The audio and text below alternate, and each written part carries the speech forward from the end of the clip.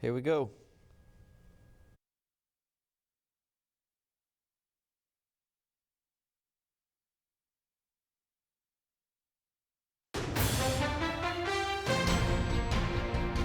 You're watching This Week in Louisiana Politics with Fred Childers.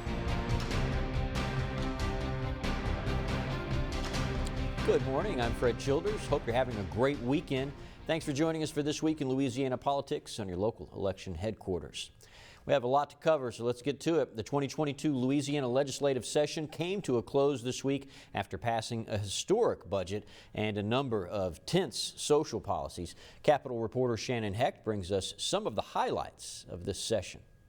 Once-in-a-lifetime investments shine through the $39 billion budget, but the legislature was embattled by national social fights that led to some tense moments over the last few months. The governor signed off on the budget without many line-item vetoes, and the biggest investments are going towards the Mississippi River Bridge and the Calcasieu River bridges. This is where we start making those really crucial investments.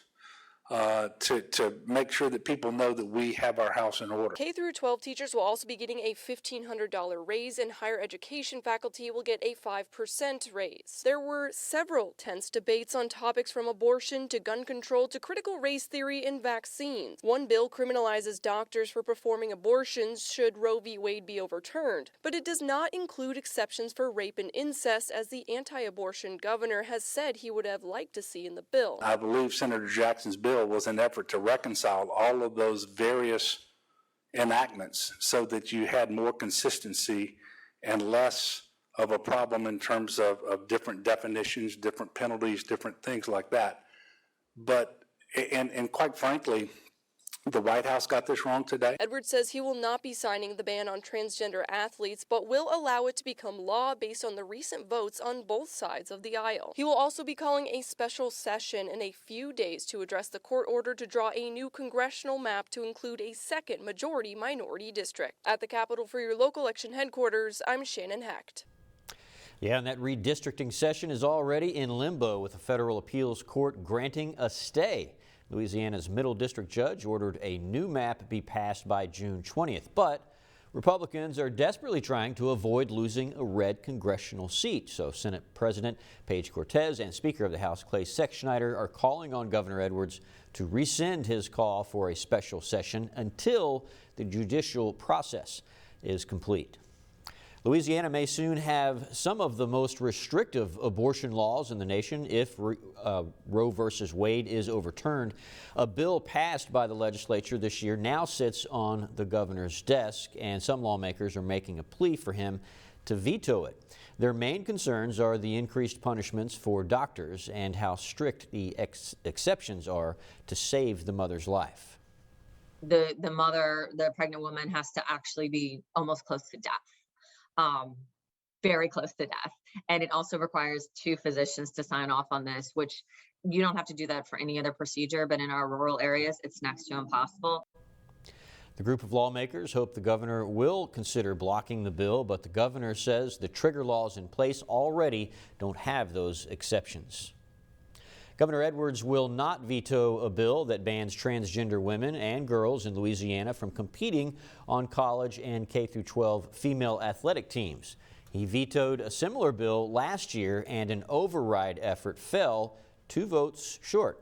He said this year it's clear a veto would be overridden. He released a statement that says, quote, "Whether it's intended or not, the effect is to send a strong message to at least some of these young people that they shouldn't be who they think they are, who they believe they are, or who they know they are."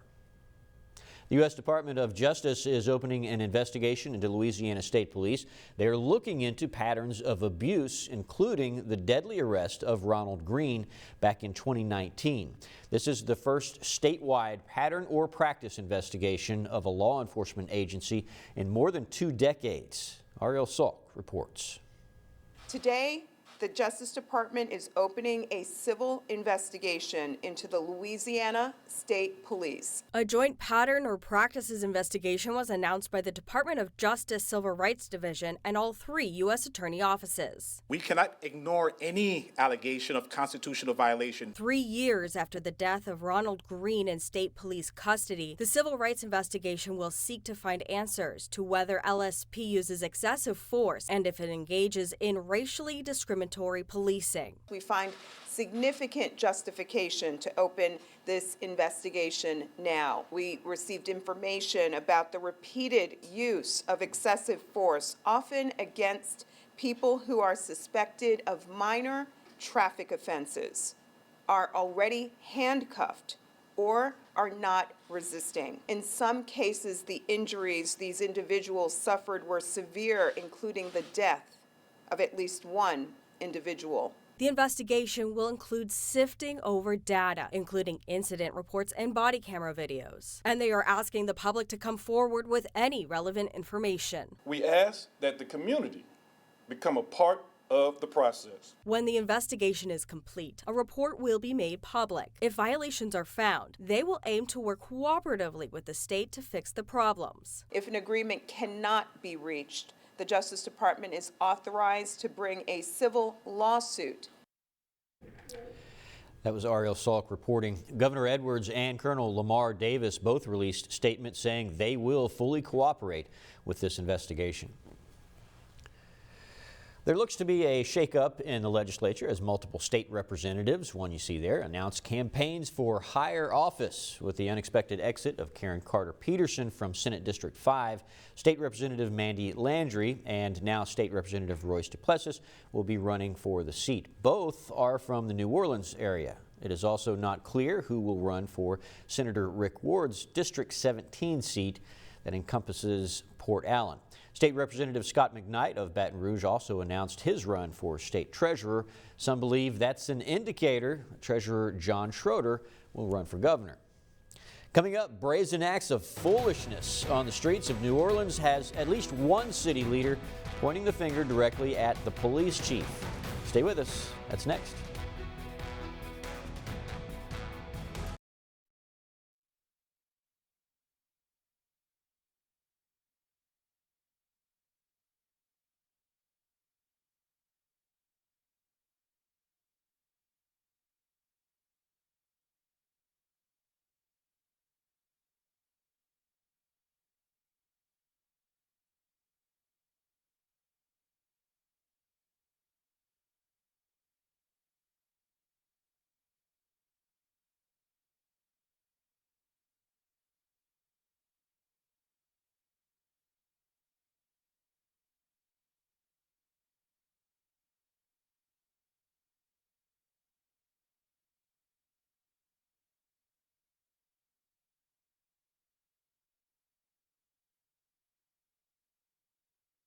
This is your local election headquarters. Welcome back. Recent videos of people jumping on police cars and a spike in violent crime in the Crescent City has led to finger pointing of who's to blame. City Councilman J.P. Morrell is saying the police chief should pack his bags, but the chief says he's not going anywhere. LBJ reports. Criticism of NOPD leadership is nothing new. With heightened violent crime and lawlessness in the streets, there's enough criticism to go around. But what is new is Superintendent Sean Ferguson responding to the criticism. Right now, the state in which our city is in is not the time to point fingers or blame anyone for anything. Our elected officials have a note, so do I, as well as the men and women of this department. We need to figure out a way to work together. Ferguson is addressing what was said by Councilman-at-Large J.P. Morrell in a show on WWL Radio yesterday.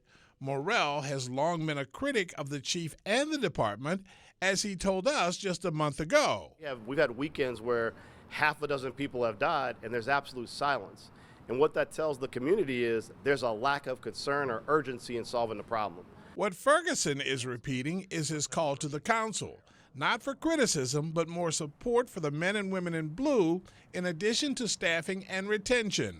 I think the council could also help with some of the ordinances that are in place, more specifically the technology and surveillance ordinance, it does somewhat hinder our ability to address violent crime. In the radio interview, Morrell again questioned whether Ferguson should remain as chief of police in New Orleans. I am not going anywhere. I can assure you of that. I mean, I'm here. I'm in here for the fight. I am born and raised here in New Orleans, so I take this very personally. For WGNO News, I'm LBJ. As prices are continuing to rise and fall, Americans, well, they're sick of it. Over the past week, gas prices have risen 25 cents per gallon, bringing the average price of a gas in Baton Rouge to $4.48 a gallon at last check. Louisiana Senator Bill Cassidy says there may be more price hikes to come, but his plan could help bring relief. It's incredibly frustrating. They can ease prices tomorrow by unleashing American energy. I've been advocating for an Operation Warp Speed for energy permitting that would benefit oil and gas production and benefit the jobs that go along with it. Senator Cassidy says it is up to the White House to help bring lower prices. The national average is just below $5 a gallon. Coming up, legislative wins for the entire state. We'll talk about a couple big ones with the Baton Rouge area chamber. Coming up next. Stay with us.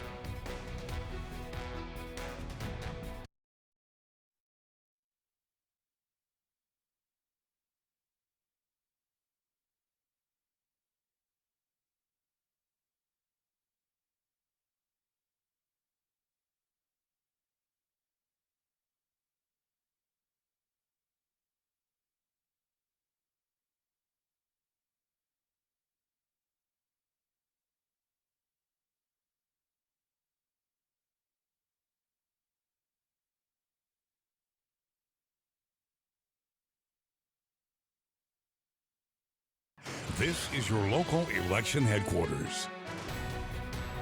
Welcome back to This Week in Louisiana Politics. As we've mentioned, the legislative session has come to an end. Governor Edwards has signed into a lot of bills, into law. One of them, or a couple of them, being House Bill 1 and 2. This is essentially the state's budget and what we can spend money on. We're spending lots of money as a state, and the Baton Rouge Area Chamber says that's a good thing. Trey Godfrey is the Senior VP of Policy for Brac, joins us now. Trey, thanks for coming on.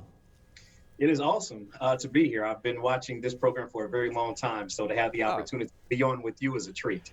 Good to hear. I appreciate it, Trey. I really do. So let's talk about why you guys believe this is going to be a transformative year.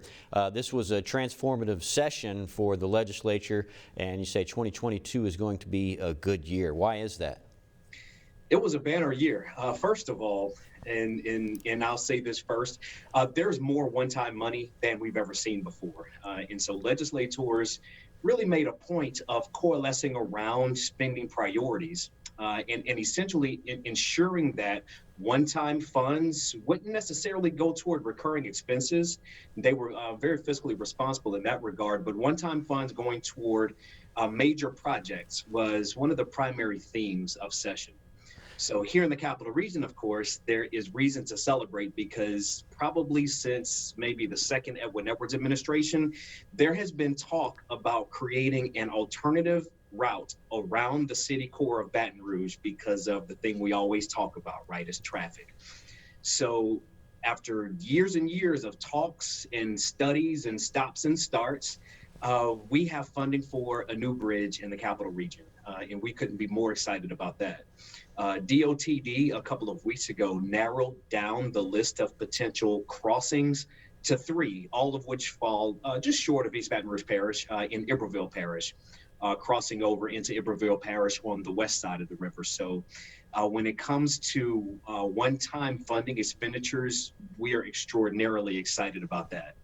And obviously, when you talk about traffic in Baton Rouge, this is something that the entire state can be excited about. I'm curious about the location. Are you guys okay with the location that's been chosen?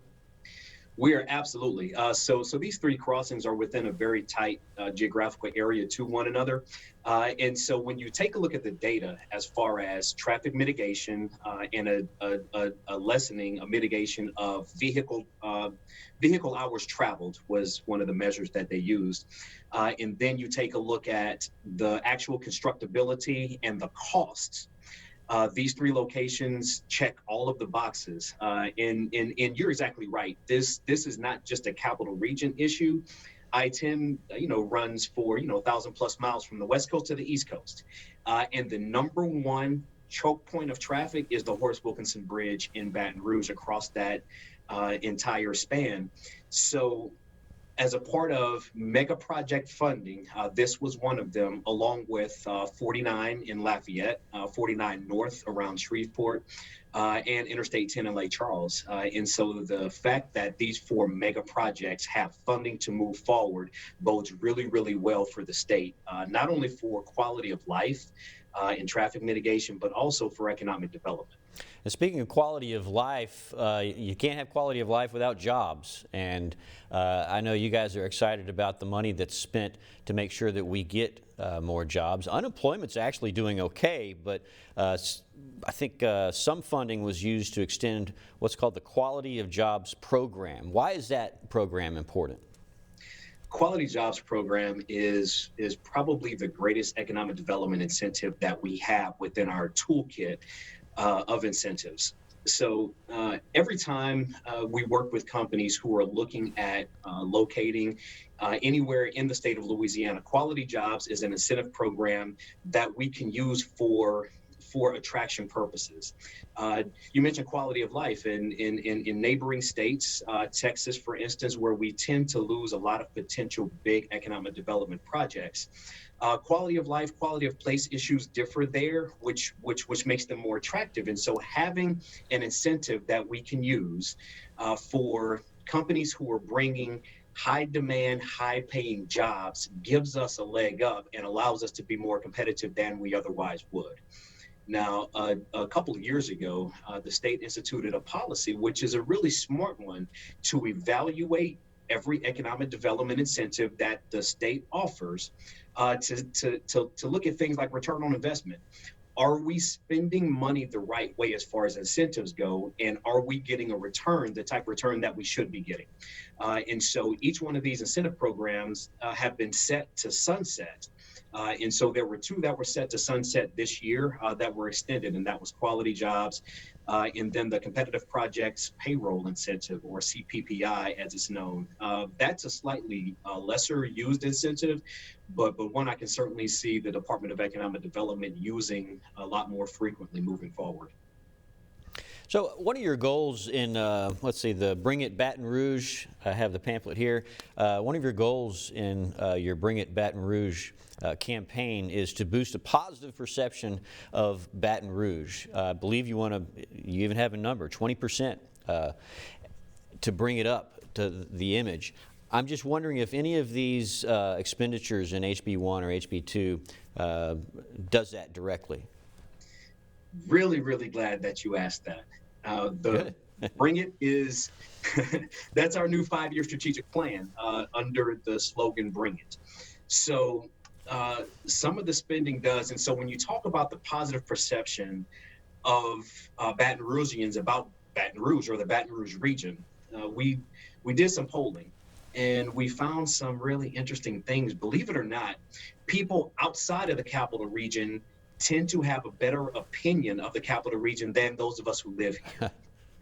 And so that really tells you that we have to do a lot better as far as our quality of life, because to have a good perception, people have to become cheerleaders for the community and have things that they're truly positive about. And so you look at some of the issues that around the water cooler in offices people talk about, and they'll talk about traffic. And they'll talk about not having enough recreational opportunities, and they'll talk other quality of place issues like crime and other things. The really good thing about the funding that's coming out of the legislature this year is in the capital region, we're actually physically doing a lot about it. Number one, we already talked about it, traffic mitigation with large-scale mega transportation infrastructure projects. The second one that I would be remiss if I didn't mention is the Capitol Lakes projects. So we'll be starting to see some work on the Capitol Lakes done as far as dredging and restoring life to those lakes and to that area.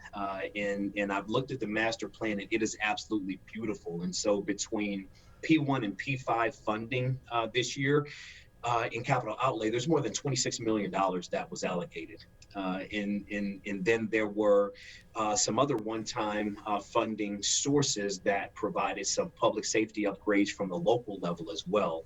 And so we want to make sure from a quality of place standpoint, which deals a whole lot with both perception and talent attraction and retention, how do we keep the great people here? How do we create a community where we can attract other great people to live here and boost that perception, or do things that make people here proud of the region where we call home? All right, Trey, we know you have a lot to brag about from this session. We don't have time to go into all of it, but we can tell our viewers to visit brac.org and check out what you guys are excited about. Trey, very enlightening comments from you. I want to thank you so much for coming on and sharing that information with us. It's been my treat. Thanks so much for having me. All right, stay with us. We'll be right back.